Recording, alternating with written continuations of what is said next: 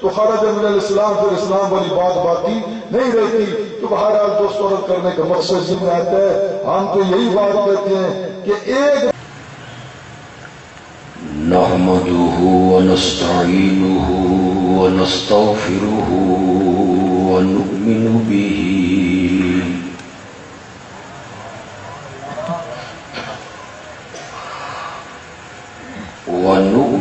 به ونتوكل عليه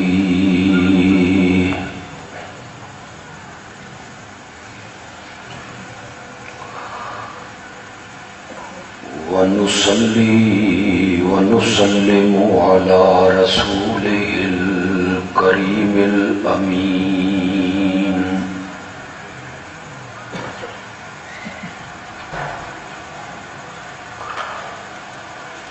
وعلى آله وأصحابه أجمعين۔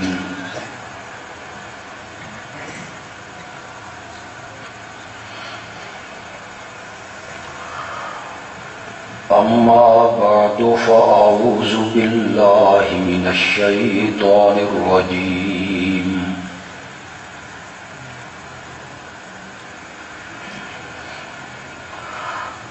بسم الله الرحمن الرحيم۔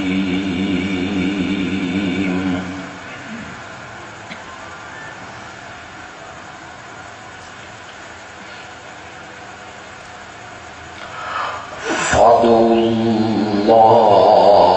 مخلصين له الدين۔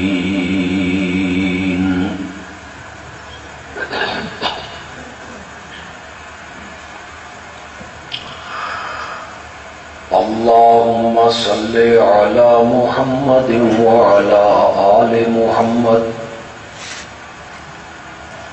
كما صليت على إبراهيم وعلى آل إبراهيم إنك حميد مجيد۔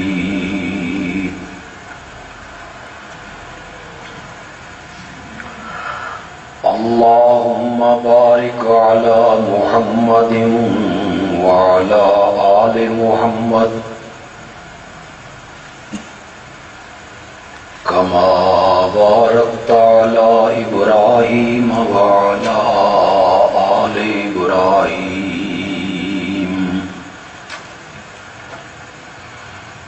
إنك حميد مجيد۔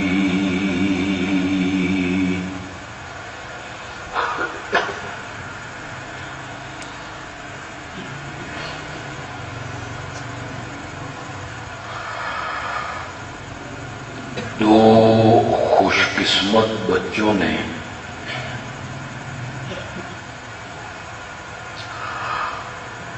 یہاں پر قائم دینی مدرسہ میں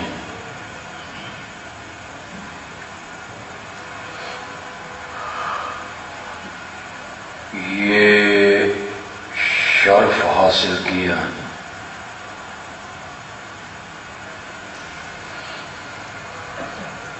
کہ ان کے سینوں میں اللہ نے اپنی آخری کتاب کو محفوظ کر دی۔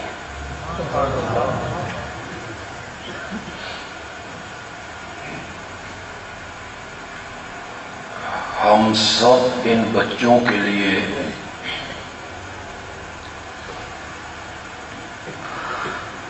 دعا گو ہیں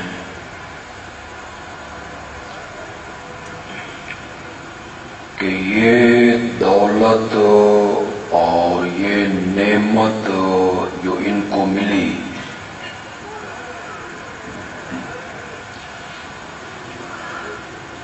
زندگی کے آخری سانسوں تک اللہ اس دولت کو ان کے سینوں میں اسی طرح محفوظ رکھے۔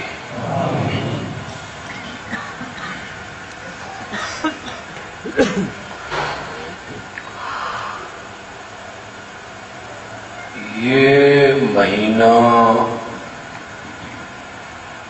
رمضان المبارک کا مہینہ ہے.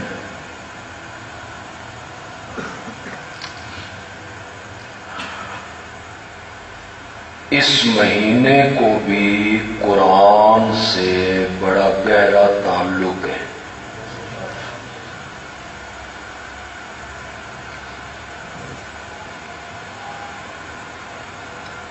کہ اللہ نے قرآن اتارنے کے لیے اسی مہینے کا انتخاب کیا.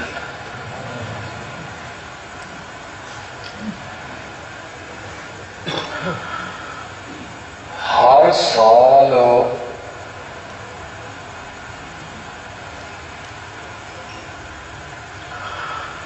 جبریل امین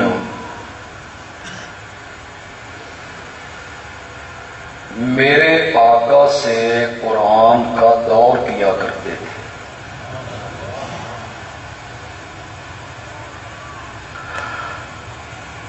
دور کرنے کا مطلب یہ ہے کہ ایک دفعہ میرے آقا جبریل کو قرآن سناتے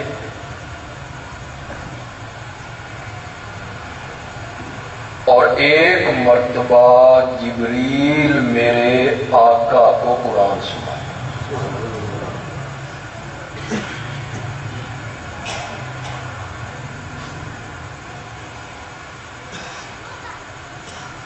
نوریوں کا سردار اور ساری کائنات کا سردار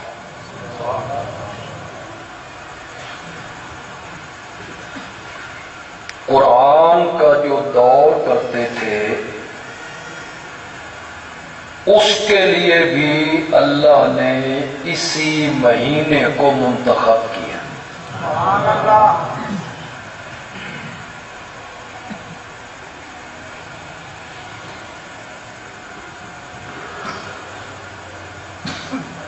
اگر آپ حج پہ یا عمرے پہ گئے ہیں پھر مدینہ گئے ہیں، اگر آپ میں سے کوئی بندہ نہیں گیا تو اللہ اسے لے جائے.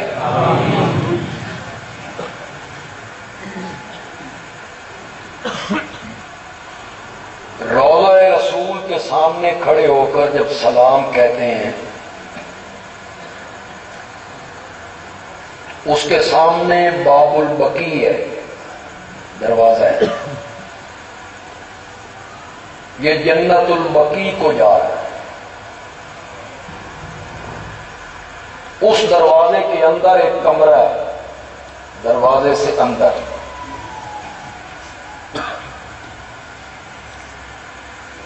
آج کل جب امام وہاں پہنچتے ہیں، نماز میں کوئی وقت رہتا ہے تو امام وہاں بیٹھ جاتے ہیں.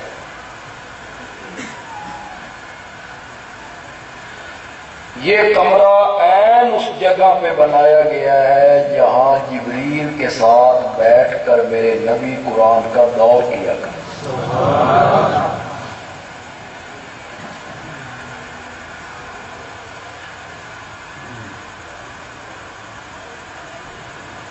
قرآن اور رمضان کا ایک گہرا تعلق ہے. دن میں آپ روزہ رکھتے ہیں،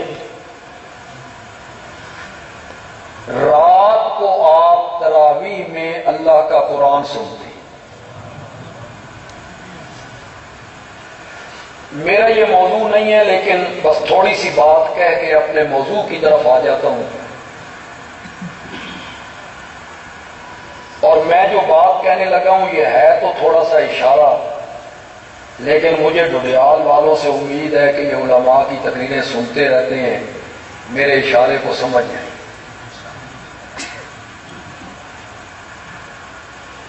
رمضان اور قرآن کا آپس میں گہرا تعلق ہے.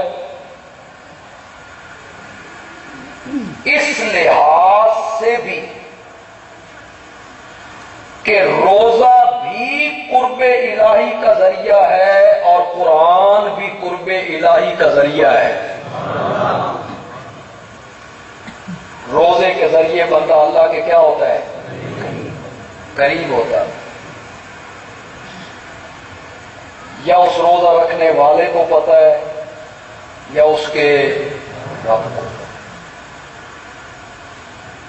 روزے کے ذریعے بندہ اللہ کے قریب ہوتا ہے اور قرآن کے ذریعے بھی بندہ اللہ کے کیا ہوتا ہے؟ اس لیے کہ قرآن اللہ کا کلام ہے اور قرآن میں اللہ باتیں کرتا ہے، اور جو بندہ قرآن پڑھ رہا ہے اس سے کون باتیں کر رہا ہے؟ پھر کبھی آؤں گا تو اس پر ضرور روشنی ڈالوں گا انشاءاللہ۔ یہ جن بچوں نے قرآن حفظ کیا اور یہ قرآن جو آپ تراویح میں سنتے رہتے ہیں، یہ اللہ کا کلام ہے، اللہ کی کتاب ہے اور شہنشاہ کا کلام ہے۔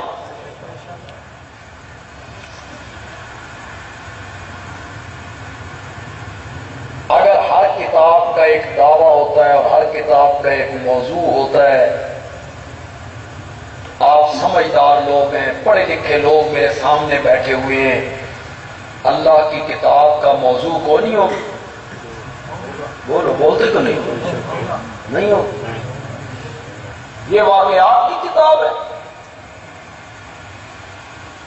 اس کا موضوع کوئی نہیں ہے، اس کے نزول کا مقصد کوئی نہیں ہے۔ کیا منوانا چاہتی ہے یہ کتاب؟ میں نے گزشتہ سال بھی اس پر بڑا زور دیا تھا، لیکن آج میں ایک اور رنگ میں اس کو بیان کرنا چاہتا ہوں۔ ماشاءاللہ۔ قرآن کے 30 پاروں میں اور 114 سورتوں میں اور 6600 سے زیادہ آیتوں میں اللہ کیا منوانا چاہتا ہے؟ کیا بات تسلیم کروانا چاہتا ہے اللہ؟ اگر آپ مجھ پر اعتماد کریں اور مجھ پر آپ اعتبار کریں، اور اگر آپ میں سے کسی بندے کو شک ہو تو وہ مجھ سے رابطہ کرے یا چکوال مولانا شیر محمد سے رابطہ کرے، وہ ذمہ دار ہوں گے اس بات کے جو میں کہہ کے جا رہا ہوں، وہ قرآن سے کھول کے آپ کو یہ بات بتا دیں گے۔ سارے قرآن کا خلاصہ اور سارے قرآن کا نچوڑ اور سارے قرآن کا لب لباب اور سارے قرآن کی روح اور سارے قرآن کا عرق اور سارے قرآن کا نچوڑ یہ ہے کہ حاجات میں، مشکلات میں، تکلیفوں میں، دکھوں میں پیٹ بھر کے کھاؤ تب، بھوکے ہو وہ تب، خوشحال ہو وہ تب، بدحال ہو وہ تب، بیمار ہو وہ تب، شفا پاؤ تب، تخت پہ ہو وہ تب، تختے پہ چڑھ جاؤ تب، ہر حالت میں بغیر وسیلے اور واسطے کے پکارو تو صرف کس کو پکارو؟ سارے قرآن کا نچوڑ ہے۔ مصائب اور مشکلات میں پکار کرنی ہے تو کس کی پکار کرنی ہے؟ اس کو سورت حامیم مومن میں بیان کیا، آیت نمبر 14-15 میں بیان کیا، اور خدا گواہ ہے جب اللہ نے یہ دعویٰ پیش کیا نا، اس سے پہلے 14 آیتوں میں اللہ نے تمہید مانگی۔ کیوں تمہید مانگی؟ توجہ دلانے کے 14 آیتوں میں اللہ نے تمہید مانگی۔ پہلے کہا اللہ اکبر، اللہ آپ کو قرآن کے قریب لائے۔ یہ 24واں پارہ ہے، سورت کا نام ہے المومن۔ خدا کے لیے صبح نماز کے بعد جب آپ تلاوت کرتے ہیں اس سورت کو آپ نے کھولنا ہے۔ ترجمہ والا قرآن مل جائے تو بڑی اچھی بات ہے، اس کا ترجمہ بھی آپ نے پڑھے۔ شروع کی آیتوں میں اللہ کہتے ہیں یہ دعویٰ جو میں پیش کرنے لگا ہوں اسے معمولی دعویٰ نہیں سمجھنا کہ اس کان سے سنو اس کان سے نکال دو، نہیں نہیں، پہلے یہ سوچنا ہے بھیجنے والا کون ہے۔ پہلے اللہ یہ کہے بھیجنے والا جو ہے وہ غالب ہے، قادر ہے، قدیر ہے، خالق ہے، مالک ہے، قوت والا ہے، طاقت والا۔ پھر اللہ کہتے ہیں ضد نہیں کرنی، جھگڑا نہیں کرنا۔ پھر اللہ کہتے ہیں سبحان اللہ، پھر اللہ کہتے ہیں جن لوگوں نے میرے اس دعوے کو مان لیا نا، میں عرش اٹھانے والے فرشتوں سے کہتا ہوں میرا عرش چھوڑ دو اور اس دعوے کے ماننے والوں کے لیے دعائیں کرنے لگو۔ اتنا عظیم دعویٰ تو ہے نا کہ عرش اٹھانے والے فرشتے اس کے لیے کیا مانگتے ہیں۔ 14 آیتوں میں توحید باندھی، رغبت دلائی، توجہ دلائی، غور سے سننا۔ 14 آیتوں میں توحید باندھنے کے بعد اللہ نے قرآن کا وہ دعویٰ پیش کیا فَادْعُوا اللَّهَ، فَادْعُوا اللَّهَ، بس پکارو کس کو؟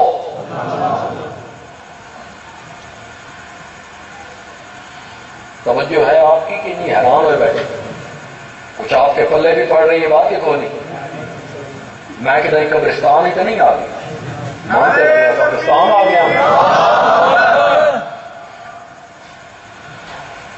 مجھے احساس ہے آپ کا کہ راتیں چھوٹی ہیں، صبح آپ نے دکانوں پہ جانا ہے، صبح آپ نے دفتر میں جانا ہے، لیکن ہماری بھی کچھ مجبوری ہے۔ بندہ دورہ تفسیر پڑھا کے آئے، پھر سفر کرے، پھر تقریر کرے، مان لو مسئلہ تھوڑا جا کچھ میں کہ کچھ اکٹھی ہو کے تھوڑی مجھے پتا چلتا رہے بھئی آپ میری بات آپ کے پلے بولو گے کہ نہیں؟ چلو نہ بولو تو ایک کام کرو، سر ہلاؤ، یہ نہیں کرتے۔ فَادْعُوا اللَّهَ، بس پکارو کس کو؟ بس اتنی بات منوانا چاہتا ہے؟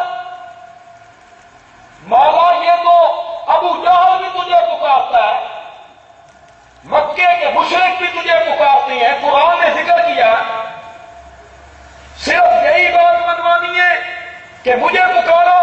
فرمایا صرف یہ نہیں منوانی، مخلصین، یہ منوانی، مخلصین، شاباش شاباش، یہ منوانی ہے۔ پکارو اللہ کو مخلصین،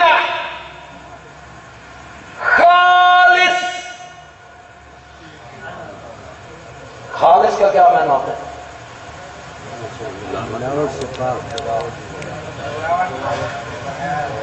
اس کو میں بیان کروں گا، میں بیان کرتا رہتا ہوں، آپ کئی لوگوں نے مجھ سے پہلے سنا بھی ہوگا، کچھ نئے لوگ آج مجھے پتا چلے آئے ہیں، وہ ہمارے بھائی ہیں، دوست ہیں، عزیز ہیں، بزرگ ہیں، اللہ کرے کسی کو بات سمجھ آئے۔ کوئی ضد نہیں ہے، اناد نہیں ہے، دربی نہیں ہے، زج نہیں کرنا، فتویٰ نہیں لگانا، مقصود ہے سمجھانا۔ مولا کس طرح کی خالص پکار چاہتا ہے؟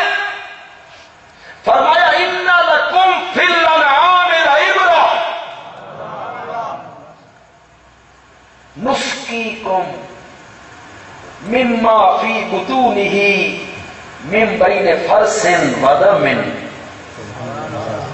کاش آپ قرآن کا ترجمہ جانتے ہوتے، آپ کو محسوس ہوتا کہ اللہ نے کتنی خوبصورت بات۔ انعام کس کو کہتے ہیں؟ چوپائے، یہ عربی زبان ہے، حمزے کے نیچے زیر و انعام تو نعمت کے معنی میں، حمزے کے اوپر زبر و انعام تو کس کے معنی؟ ڈنگر ڈنگر۔ وَإِنَّ لَكُمْ فِي الْأَنْعَامِ لَعِبْرَةً، تمہارے لیے چوپایوں میں بھی بڑی دلیل موجود ہے۔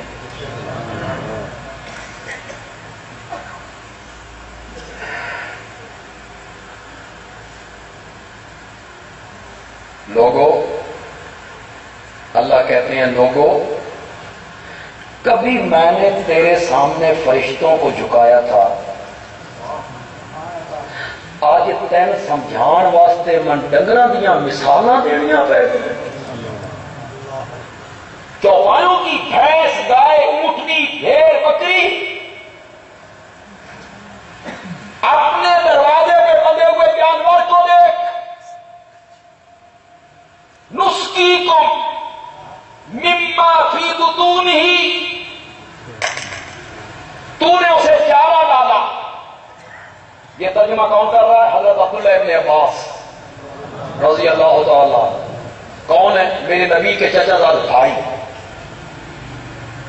پھر مفسر قرآن، اور مفسر قرآن بھی ایسا نہیں، ان کی خالہ نبی پاک کی زوجہ محترمہ ہے میمونہ، ہماری وہ ماں ہے، نبی پاک کی وہ اہلیہ ہیں۔ یہ کہتی ہے جب میری خالہ کی باری کا دن ہوتا نا اور نبی پاک میری خالہ کے گھر ہوتے، وہ رات میں بھی اپنے خالہ کے گھر گزارا کرتا تھا۔ پھر ایک میں ہوتا تھا، ایک نبی پاک ہوتے تھے، ایک میری خالہ ہوتی تھی۔ پھر نبی پاک تہجد کے لیے اٹھتے، میں لوٹا بھر کے لاتا، میں وضو کرواتا۔ آپ نے فرمایا ابن عباس ہو؟ میں نے کہا جی۔ نبی پاک نے تہجد کے دن جھولی اٹھا کے کہا مولا میرے چاچے دے پتر نو قرآن دا علم عطا فرما۔ یہ ہے عبداللہ ابن عباس۔ آپ یہ سن کر حیران ہو جائیں گے، نبی پاک کا جب انتقال ہوا ان کی عمر 13 سال۔ 13 سال کا بچہ قرآن کا مفسر بنا۔ انہوں نے یہ مفہوم بیان کیا، میں ان کے رنگ میں بیان کر رہا ہوں۔ تو نے جانور کو چارہ ڈالا، چارہ اس کے معدے میں پہنچا، عرش والے نے معدے میں ایک مشینری لگائی، اس نے چارے پہ کام کرنا شروع کیا، کچھ کا گوبر بنایا، گوبر وہ نیچے بیٹھ گیا، اصل غذا اوپر آ گئی، اصل غذا کو معدے سے دھکا مارا جگر کی طرف، اصل غذا یہاں آ گئی، جگر میں آ گئی، جگر میں پھر ایک مشینری لگائی، اس نے اصل غذا پہ کام کرنا شروع کیا، کچھ کا خون بنایا، وہ دل کو سپلائی کر دیا، کچھ کا دودھ بنایا، وہ تھنوں کو سپلائی کر دیا، من بین فرث ودم، جب غذا گوبر میں، جب غذا معدے میں تھی ہم نے گوبر سے الگ کر لی، جب وہ جگر میں تھی ہم نے خون سے الگ کر لی، گوبر کا رنگ گدلا، پھر وہ بدبودار، خون کا رنگ سرخ، پھر وہ پلید، من بین فرث ودم، ایک طرف گوبر پلید تھا ایک طرف خون پلید تھا، دو پلیدیوں کے درمیان سے ہم نے تیرے برتن میں ڈالا لبناً خالصا، لبناً خالصا، کہو تو صحیح یار، ایسے کہو یار، ہمیں لبدا دے ہمیں نہیں لبدا، آنکھوں تے صحیح، لبناً لبناً خالصا، لبناً خالصا۔ بولو بندیال کے لوگوں، بندیال بھی کچھ نہیں کہنا چاہتا، بندیالوی نہ فتویٰ لگانا چاہتا ہے، بندیالوی نہ شدت کرنا چاہتا ہے، بندیالوی صرف سمجھانا چاہتا ہے، دل پہ ہاتھ رکھ کے بولو، انصاف سے بولو، عدل سے بولو۔ یہ دودھ عطا کرنے والا گوبر اور خون سے الگ کر کے تیرے برتن میں ڈالنے والا اگر اللہ ہے، اسے بطور نیاز کس کے نام پر تقسیم ہونا چاہیے؟ تم فیصلہ کرو۔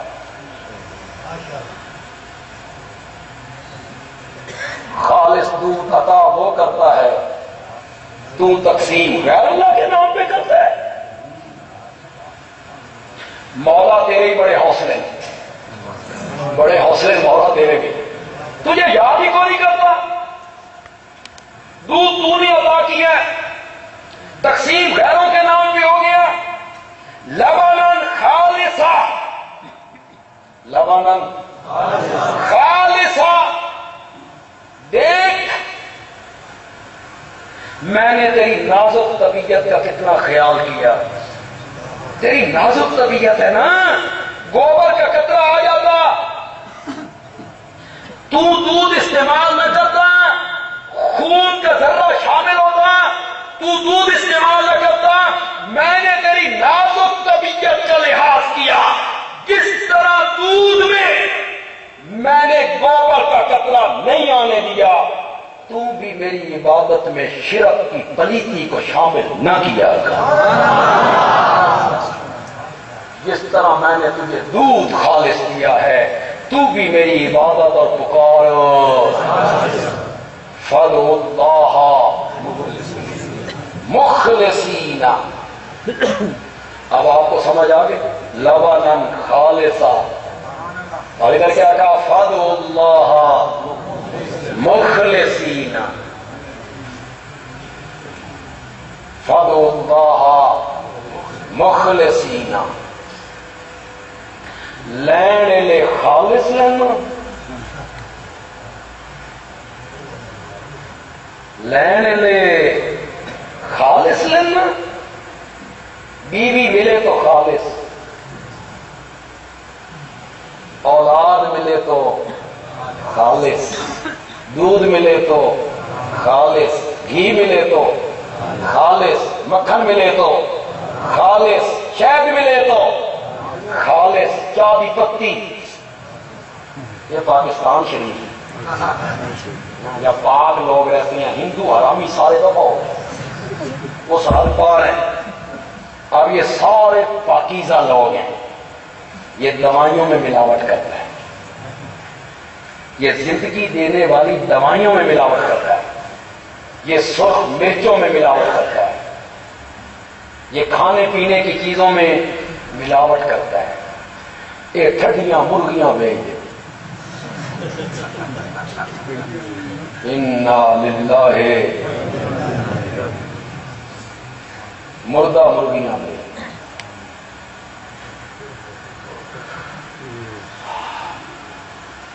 لیتے ہوئے خالص لیتے ہیں. دودھ ملے خالص, گھی ملے خالص, شہد ملے خالص, مکھن ملے خالص, دوائیاں ملے خالص, پتی ملے خالص, سرخ مرچیں خالص. ایک بیچاری غذا سی مولویاں دی سوجی, اس وچ ملاؤ, وہ سوجی بھی صحیح نہیں لگتی. چھلکا ایسا گول میں, یہ چھلی کے تکے نہیں ہوتے, اس کو پیس کے چھلکا ایسا گول. انا للہ. خدا کی قسم ہمارے سرگودا میں جب کوئی ملاوٹ والی فیکٹری پکڑی جاتی ہے کہ مرچیں ملاوٹ کر رہے تھے, چائے کی پتی میں کر رہے تھے, اور ان کی جب تصویریں چھپتی ہیں, سر پہ ٹوپی بھی ہوتی ہے, چہرے پہ داڑھی بھی, بندہ کہتا ہے کیا لوگ ہیں. نماز بھی پڑھتا ہے, ملاوٹ بھی کرتا ہے, نماز بھی پڑھتا ہے, جھوٹ بھی بولتا ہے, نماز بھی پڑھتا ہے, سودی کاروبار بھی کرتا ہے, نماز بھی پڑھتا ہے, کم بولتا ہے, نماز بھی پڑھتا ہے, ملاوٹ کرتا ہے. اسی لیے مدی آدمی کہتا ہے تمہیں کوئی نہیں بتائے گا, میں تمہیں بتا رہا ہوں. تقویٰ نام نماز پڑھنے کا نہیں ہے. تقویٰ نام نوافل پڑھنے کا, تہجد پڑھنے کا, نماز پڑھنے کا, خیرات کرنے کا, صدقے دینے کا, حج کرنے کا, عمرے پہ جانے کا, مسجد بنانے کا, اس کا نام تقویٰ نہیں ہے. نہیں ہے. تقویٰ نام ہے رب کی نافرمانیوں سے بچنے کا. جی تمہیں کوئی نہیں بتائے گا. تقویٰ کس کا نام ہے؟ متقی کون ہے؟ جو رب کا نافرمان نہ ہو. یہ تقویٰ ہے. نماز پڑھنی سوکھی ہے, نماز پڑھنی سوکھی ہے, تے میز اتے لاکھ روپیہ رشوت پیا ہوئے, اس نو چھوڑنا, اس کو چھوڑنے کا نام تقویٰ ہے. جی لوگ کہتے ہیں بڑا متقی ہے جی, نمازیں بڑے پڑھتا ہے, بڑا متقی ہے جی, بڑے نفل پڑھتا, تسبیح